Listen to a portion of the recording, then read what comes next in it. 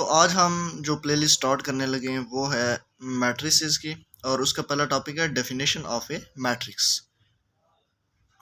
तो definition of matrix में हम देखते हैं कि क्या डेफिनेशन क्या कहती है। तो इसकी डेफिनेशन ये होती है कि ए रेक्टेंगुलर, मैं पहले डेफिनेशन लिख लूँ उसके बाद फिर आपको समझाता हूँ। ए rectangular array of m n elements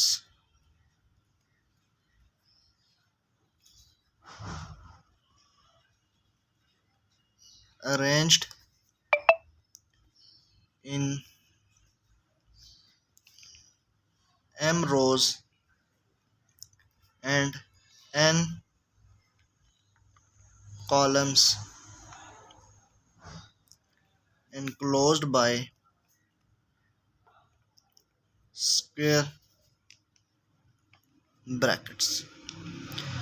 तो ये होता है rectangular array of numbers, rectangular array of m n elements arranged in m rows and n columns enclosed by square brackets। मैं इसकी जनरल फॉर्म पहले लिखता हूँ, उसके बाद आपको समझाता हूँ कि इन 2-3 लाइनों का क्या मतलब है। तो जनरल फॉर्म जो होती है मैट्रिक्स की वो ये होती है। उसमें पहला जो एलिमेंट होता है वो a11 होता है, दूसरा एलिमेंट होता है a12, तीसरा होता है a13, फिर अप टू सो ऑन चलते चलते ये आखिरी एलिमेंट जो होता है वो a1n आता है। दूसरा एलिमेंट होता है इसमें a21, a22, a23 और up to so on a2n तक जाता है। और इसी तरह यहाँ से चलते चलते ये a21 से जाके आगे ये am1 होता है, फिर am2 आ जाता है, am3 आता है और सबसे आखिरी एलिमेंट होता है amn। अब इसको कहते हैं हम कि ये एरे ऑफ नंबर्स हैं, एरेज, और ये रेक्टेंगुलर एरे ऑफ नंबर्स हैं। ये m रोज और n कॉलम्स में, ये जो है ना, ये 1 2 3 4 अप टू m, इनको हम कहते हैं ये रोज हैं, ये ऐसे रोज हैं और ऐसे कॉलम्स हैं। और हमारी डेफिनेशन क्या कहती है in m rows and n columns. m rows का मतलब ये है कि ये 1 2 ये ऐसे करके m होंगी, और m हमें कैसे पता चलेगा ये m है, ये पहले एलिमेंट से हमें पता चलता है। ये फर्स्ट रो है, ये सेकंड रो है, पहला एलिमेंट इसका देखना ए का, और ये m है, ये m है, तो ये mth रो है। तो टोटल m रोज हैं इसकी, और दूसरा n कॉलम्स होते हैं, n कॉलम्स हैं इसमें। तो कॉलम्स का कैसे पता चलेगा, दूसरे एलिमेंट को देखना है। ये कॉलम है ना 1 2 3, इसके पहला एलिमेंट 1 है, ये 2 है, ये 3 है, और ये लास्ट वाला इसका एलिमेंट देखें, ये दूसरा n। तो ये टोटल n कॉलम्स हैं, m रोज हैं और n कॉलम्स हैं। तो ये m क्रॉस n की एक मैट्रिक्स है, और इसके आर्डर को हम यहाँ लिखते हैं, इसको कहते हैं आर्डर m क्रॉस n, यानी जितनी रोज हैं मल्टीप्लाइंग बाय जितने कॉलम्स। और ये कहते हैं कि ये इसके अंदर m n एलिमेंट्स होंगे। m n एलिमेंट्स का मतलब ये है कि जितनी रोज हैं उनको मल्टीप्लाई कर दें कॉलम के साथ तो उतने एलिमेंट्स होंगे। ठीक है, इसकी मैं आपको एक एग्जांपल देता हूँ।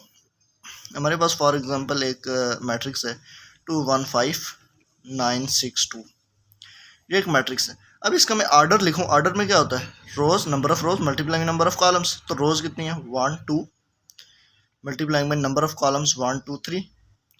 तो अब इसके अंदर कितने एलिमेंट्स हैं, वैसे तो हम गिन सकते हैं 1 2 3 4 5 6, 6 एलिमेंट्स हैं। लेकिन अगर हमें नहीं पता, फॉर एग्जांपल बहुत बड़ा मैट्रिक्स है 50 क्रॉस 90 का है, तो फिर हम उसके एलिमेंट्स तो नहीं गिन सकते, ना ही उसे ड्रा कर सकते हैं पेज पे।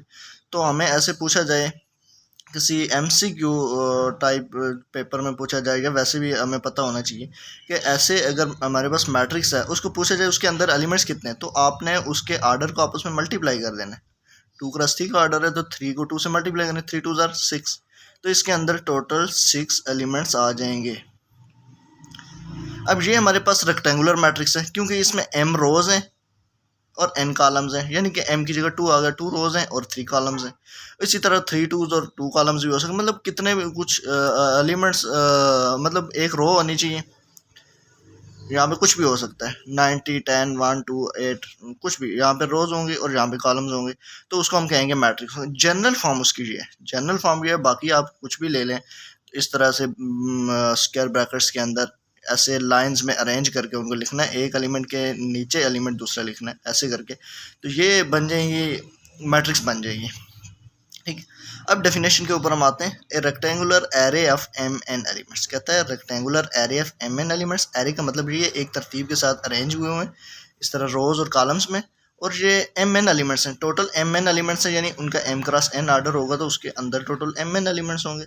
Arrange in m rows and n columns, m rows में है और एन कॉलम्स में है, and close by square brackets, तो ये स्क्वायर ब्रैकेट्स के अंदर होनी चाहिए। बस ये तीन चीज़ें हैं डेफिनेशन के अंदर कि एम एन एलिमेंट्स होंगे, उसके अंदर एम रोज होंगी, एन कॉलम्स होंगे और स्क्वायर ब्रैकेट्स के अंदर होंगे। तो ये तीन चीज़ें, इसको हम कहते हैं ये डेफिनेशन ऑफ मैट्रिक्स है। तो इसी तरह इसकी और एग्जांपल्स भी बहुत सारी हो सकती हैं।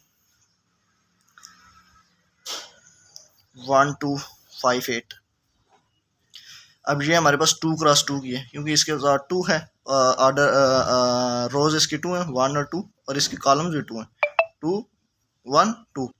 तो ये 2 क्रॉस 2 की एक मैट्रिक्स है। और इसके अंदर कितने एलिमेंट्स होंगे? 2 क्रॉस 2 4 एलिमेंट्स हैं। हम ऐसे भी काउंट कर सकते हैं 1 2 3 4। और इसी तरह इसको जनरल फॉर्म में एक और तरीके से भी लिखा जाता है। ये जनरल फॉर्म ऑफ मैट्रिक्स है, इसको एक और तरीके से लिखा जाता है, वो होता है A equal to a i जे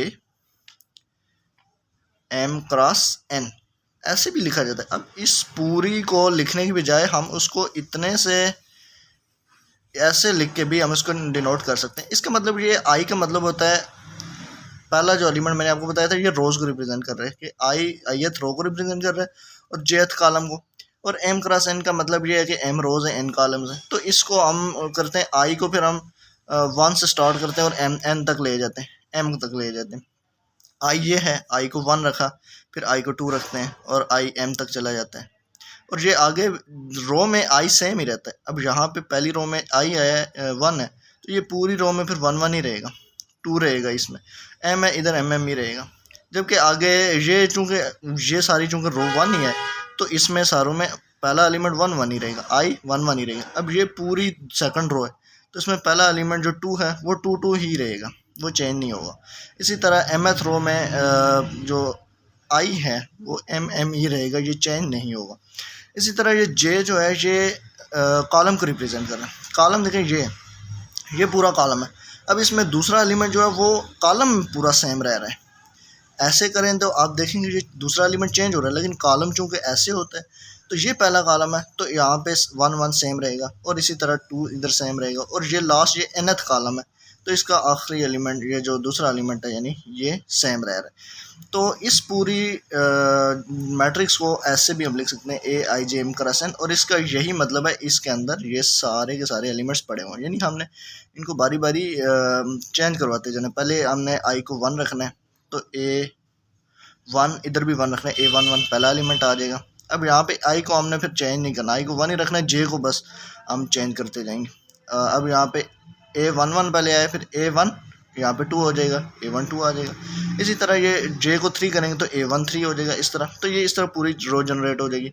इसी तरह जब ए 1 के साथ ये पूरे एलिमेंट जनरेट हो जाएंगे तो फिर पहले एलिमेंट को चेंज कर दें, आई की जगह 2 कर दें तो ए 2 1 हो जाएगा, ए 2 2 हो जाएगा। एक दफ़ा इसको चेंज करके फिर आगे इन्हीं को ही जे को ही चेंज करते जाना है, फिर पूरी रो बन जाएगी।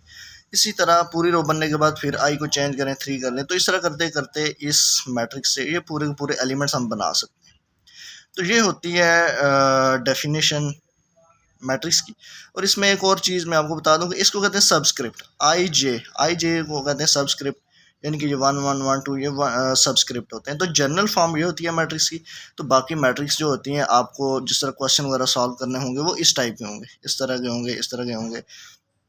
इससे बड़े आर्डर के भी हो सकते हैं, 3 क्रॉस 3 भी हो सकते हैं, 2 क्रॉस 1 भी हो सकते हैं, 1 क्रॉस 2 हो सकते हैं, 1 क्रॉस 1 भी हो सकते हैं। मतलब ऐसा भी मैट्रिक्स हो सकता है कि उसके अंदर एक ही एलिमेंट है, ये भी मैट्रिक्स है।